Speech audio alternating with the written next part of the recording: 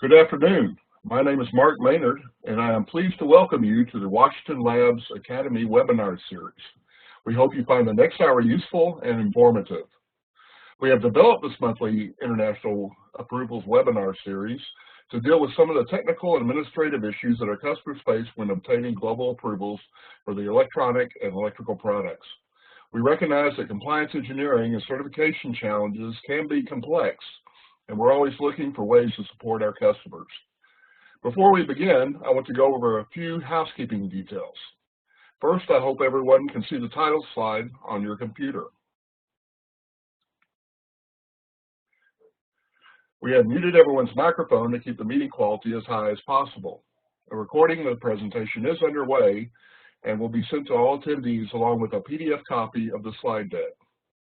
A full screen view may be preferred. Just select View and Full Screen, then you can use Escape to return to normal view. We encourage questions during the presentation. You can submit a question by enabling the chat or Q&A icon located at the top or side of your screen and typing your question to the host. We will then go through all the questions at the end of the presentation as time permits. We'd like to hear from you. You can find our contact information on the end slide with that name, and also at the Washington Labs website, www.wll.com.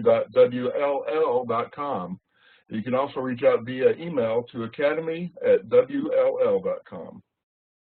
We estimate the presentation will take about an hour, including some time for questions at the end. I'd now like to introduce your presenters for the day. Ravinder Kumar is the Technical Director of CPRAV and is an expert on India's BIS requirements for product registration.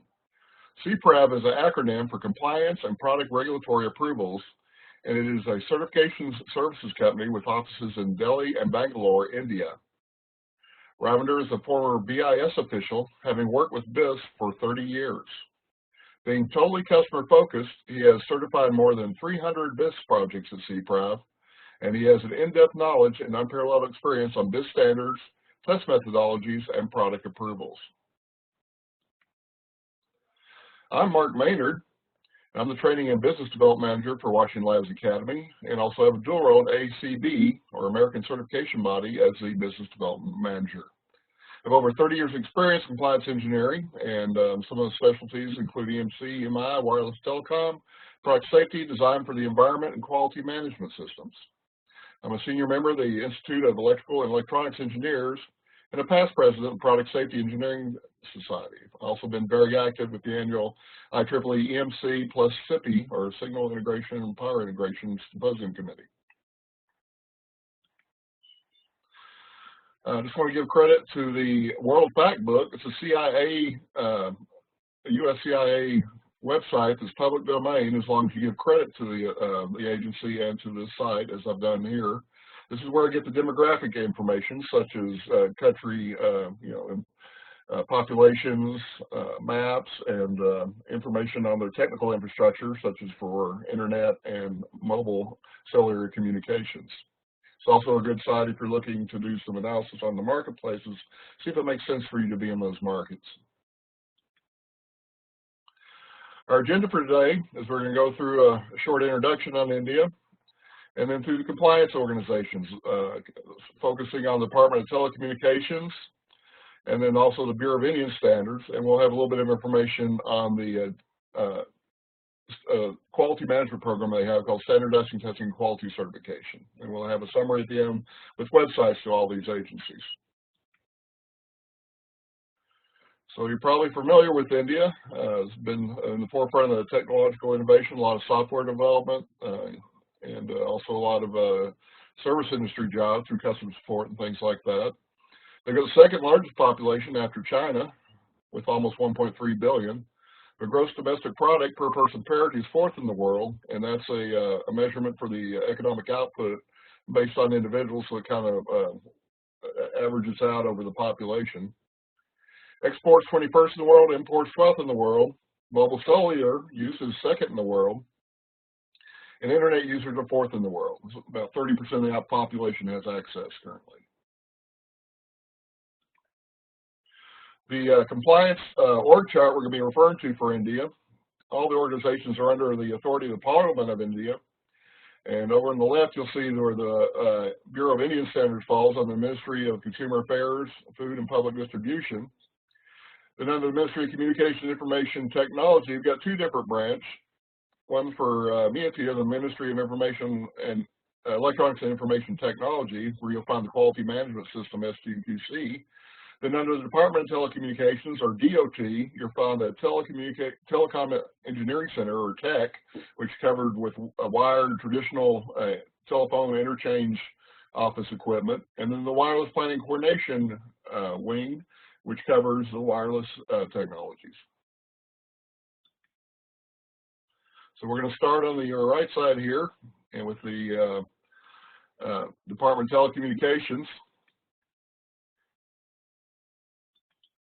And look at the Wireless Planning Coordination Wing.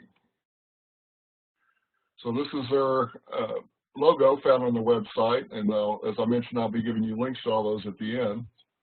They are the national regulatory authority, similar to the U.S. FCC. It was created in 1952, responsible for frequency spectrum management. As you know, the frequency spectrum within each country is a resource, and it's allocated according to how they see fit on the national level. Exercises statutory functions of the central government and issues license for broadcasting, radio, and all the other type of wireless stations that are operated in India. There's three major sections: the licensing and regulation, which is what most of you will be interfacing with for your approvals in that country. New technology group, it covers brand new technologies that probably don't have standards in place and are just entering the marketplace. The Standing Advisory Committee on Radio Frequency Allocations is a group that's going to go on and allocate that frequency spectrum according to military, emergency, and commercial uses. So they would regulate everything between 3 kilohertz and 3 terahertz, and there's two certification schemes: a license scheme for network license and non-network license. We'll go over those types, and the equipment type approval, or ETA approvals.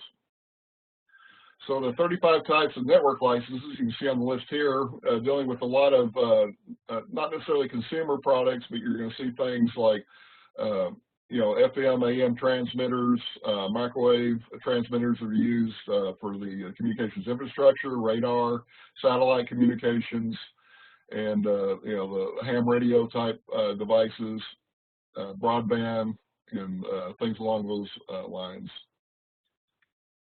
Then the non-network license is probably what most consumer products and IT products are going to go into, and a lot of them use the dealer possession license or non-dealer possession license, and some of these are reserved for other things such as maritime and aeronautical electronics.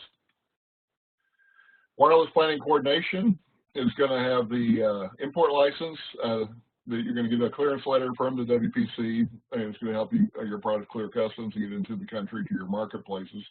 Dealer possession license is a license to sell. All your distributors, dealers within India are going to have one of these. Shows they're authorized to sell these electronics. And a non-dealer possession license this is for the end user to have. It's usually in the user guide and says what the specific frequencies and power levels are, and that make sure that they're all within the spectrum allotments that have been given. Application process is similar, probably what you're used to. You're going to have the agency's forms that have to be filled out and then submitted to the regional licensing office and make sure there aren't any conflicts there. And they're going to see if there are any conflicts, if there's any military frequencies and military bases might be near, there'd be an issue. If there's a antenna mast that's involved, they're going to make sure that the heights are cleared, and then the security clearance may be required depending on what type of product it is and how it's being used. After security clearance, a letter of approval to grant a license is issued, and so then they can legally purchase wireless product. And so we're mainly talking about, like FM stations or buying commercial equipment along those types of lines. And you've got to renew that license every 2 years as long as you're utilizing it. And some notes here on what has to be included in there, including the installation site address, geo coordinates, longitude and latitude, and frequency band utilized, max allowed power, and doesn't mention the model manufacturer by name.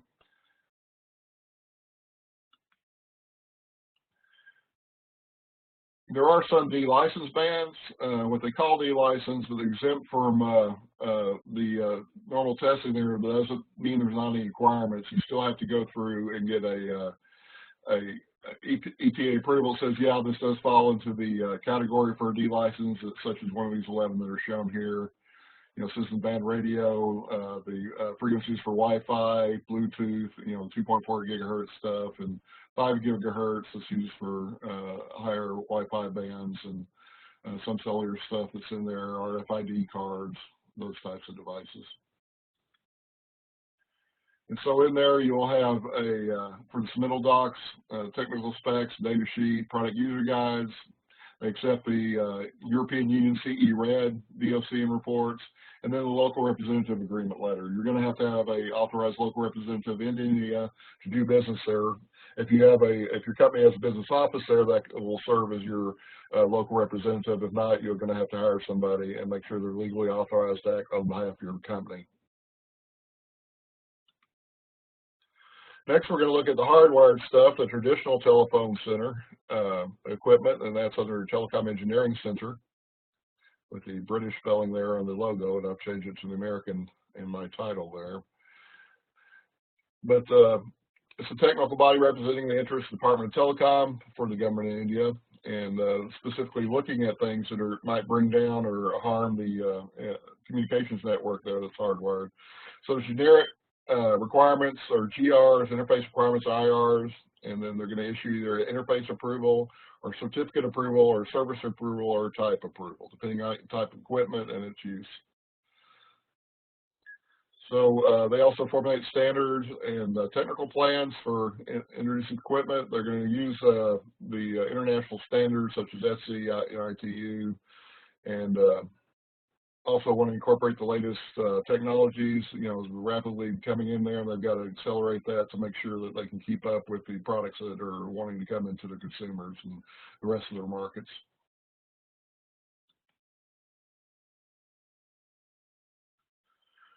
They can issue mandatory testing and certification or essential approvals. Those are the ones that are required to be tested. Connectivity and interoperability or interface approvals. I have a little mouth problem there. For things like, switches and routers that might be connected to the central office equipment. And type approvals and technology approvals. So you see the majority of them are going to be under the generic requirements. Interface approvals, as you see here, for modem specs, ISDN terminals, things that are hardwired into the system. Type approvals based on generic requirements and for products that are being procured by the Department of Telecom or India's former government carriers for instituting in their telephone exchanges and infrastructure.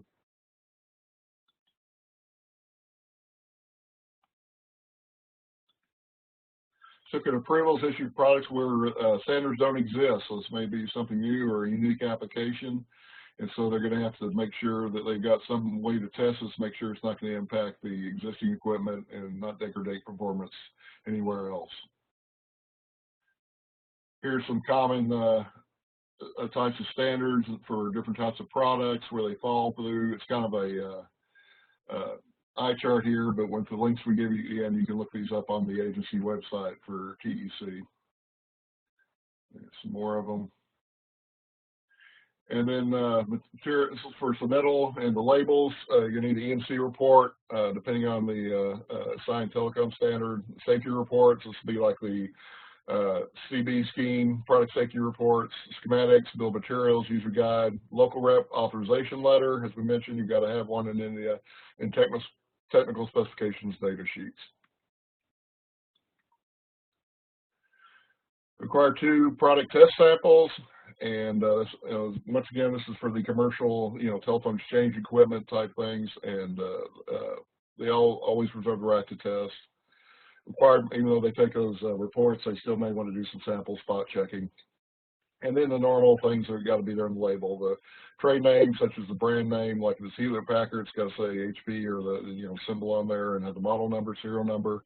Who the manufacturer or distributor is in India. If it's the same as the name on the logo, then that's covered there. Interface approval certificate number's got to be on there. It just has to be legible. There's no restrictions on font size, as long as it can be viewed with the unaided human eye. Takes about 8 weeks. They do have a module certification, but it's not quite the same as what you're used to at FCC, but this is same certifying host system. The sample must be in the module sample, along with a test rig for the testing with a PC, and it doesn't require a host sample system. They've just got to have some way to operate it and check all the parameters on it, make sure they meet the requirements. So if you got a renewal, your product's still in the product after the initial 3 years, the certificate's good for you. You've got to get it resubmitted. Recommend you start 90 days before to make sure you don't run out of certificate validity and have to stop selling your equipment. Submission steps, fill out their forms, the tech forms, and they're going to submit that with all the reports and other required materials they have there. You submit your samples with Form B, and then they're going to be tested in the lab if they deem it necessary.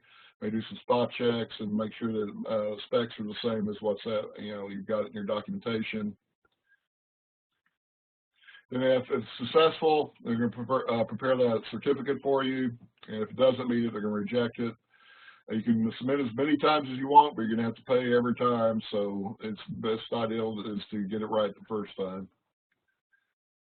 They do have SAR requirements based on the FCC requirements, and they've been in place for the last 5 years, and do have some limits that are similar there, 1.6 watts per kilogram or less of SAR value. And yet they have to be able to find it on the product, in the user guide, on the website, and also on the tech website. It's got to be listed there. So they've got all kinds of choices for the consumers to find the information. Anything sold or imported there is going to be a spot check, random check, market surveillance activities, and then the manufacturer's got to provide a self-declaration of the SAR value for the handset, and that's what I was mentioning. It has to be posted in all those places. User guide's got to have the safety statements that are given below, and using, it's intended to lessen the risk of harm by using a hands-free system with low-power Bluetooth. Make sure the cell phone has a low SAR rating. Short messages, text are better. Keep it away from your head. Only use it when the signal quality is good, so it doesn't increase the power it's transmitting at. And if you have medical implants, supposed to be kept 15 centimeters away from that, or about 6 inches. Approval schemes. There's a general product approval scheme, and this is some major devices there: telephones, auto dialers, all this kind of traditional phone exchange equipment the consumer would use. Interface approval scheme. These are listed in the Annex 2 and Annex 3 for line terminal equipment, and radio communications equipment, and so you can find all those on the tech website also. Equipment registration schemes. You're going to have 2 different types of registration. And then there's a MERS scheme, the mutual recognition arrangement equipment registration. It's got all categories of telecom equipment in Annexes 2 and 3. And they've been tested by a conformity assessment body, and or a certification body of other countries, which has been designated or approved by the TEC. So just because it's a conformity assessment body, it's got to be recognized by India's Telecom Engineering Center for it to be accepted. Here's what some labels look like. One on the left is for the GPA scheme. The label for the IAP and EQRC scheme is on the right. And wants to have the on the label also, in addition to this, showing the tech logo with the certificate number. Then it's calling out this, the specific standards there. But on the label, you're going to have the manufacturer's name, trade name, model name, the serial number.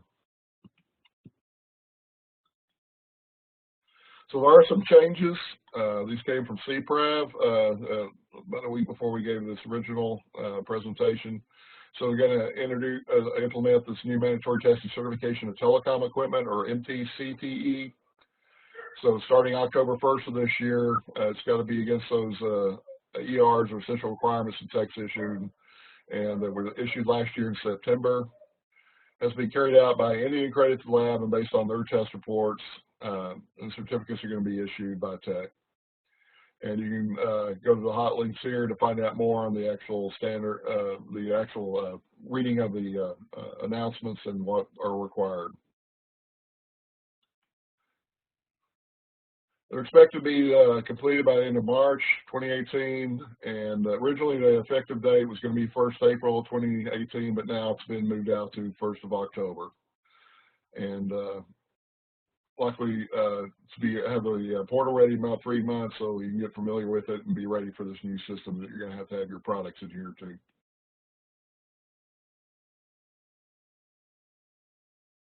And this is going to the standards that are going to be in there: essential requirements, EMI, EMC, safety, any other technical requirements to make sure it's not going to harm the telephone infrastructure. And they can add new requirements at any time, or security requirements if they deem them necessary. So they're going to accept the previous reports from any lab until March 2019, but once the essential requirements are out, they've got to start being used by that cut-in date of 1 October 2018. And here's some of the equipment covered under these new requirements. Next, we're going to look under the Ministry of Electronics Information Technology, or MIAT. This used to be DOT, but they had a name change a few years ago. And now we're going to look at standardization, testing, equipment certification directorate, and this handles the quality management program. These are generally a customer-driven requirement.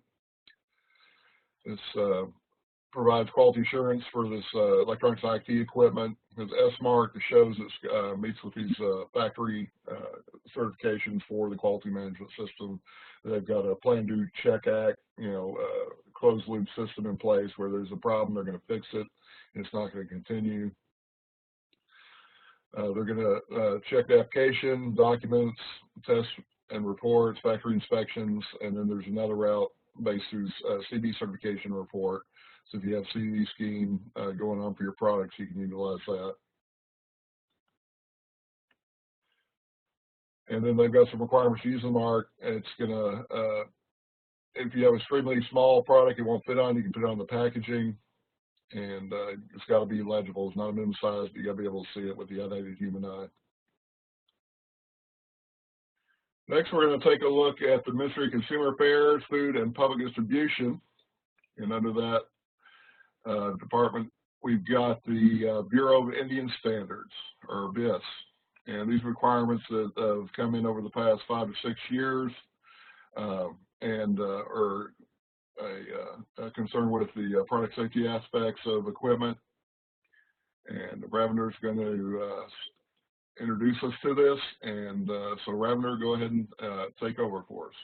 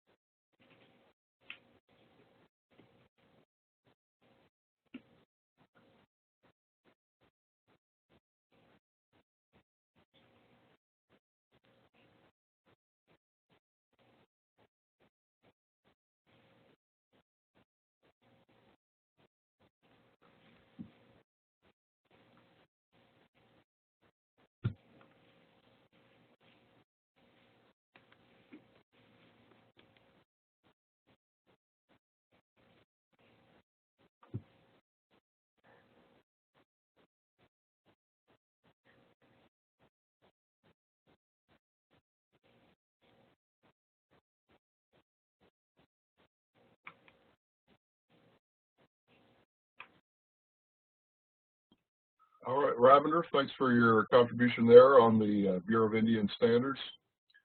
Just to summarize, make sure you study requirements for your products and keep updating those new changes that are coming up for BIS in October. And not always announced and not always implemented in as announced, if you remember from the original introduction of the CRS system. It's real helpful to find an in-country logistics partner for customs clearance of test samples in addition to your local representative.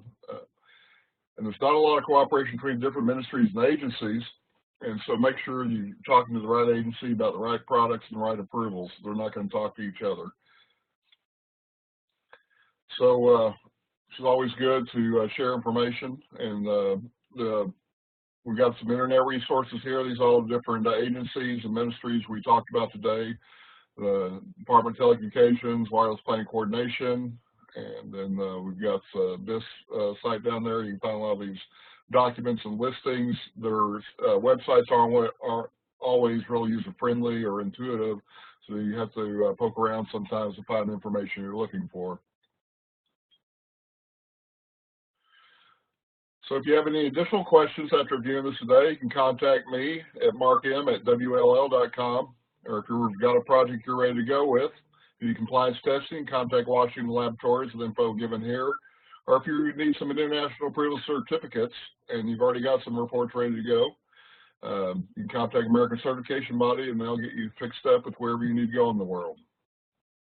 Would like to mention a couple of IEEE activities that are coming up. In May, there's the IEEE Product Compliance Engineering Symposium being held in San Jose, California. It's a 3-day event with lots of practical presentations and information on product compliance, all aspects from EMC, product safety, wireless, environmental, reliability, anything you think of related to compliance. And then in end of July and beginning of August, there's the U.S. EMC Symposium in Long Beach, California. Get more information on that website. There's also going to be a Singapore International EMC Symposium that's happening in, I think, in the May time frame, if you're interested in that. So let us know if you need some more information. I want to remind you about upcoming international approval webinars. Next month in April is going to have one in North America covering Canada, Mexico, and USA. May 10th, we've got the Middle East Compliance Overview, and June 14th on Central America and the Caribbean. You can see more information at the URL given for the Washington Labs Academy website. I want to thank all of y'all for joining me today. We always like hearing from you. If you got suggestions for any future webinars you'd like to see on international approvals, please send them to me, and we'll catch you next month. Thank you.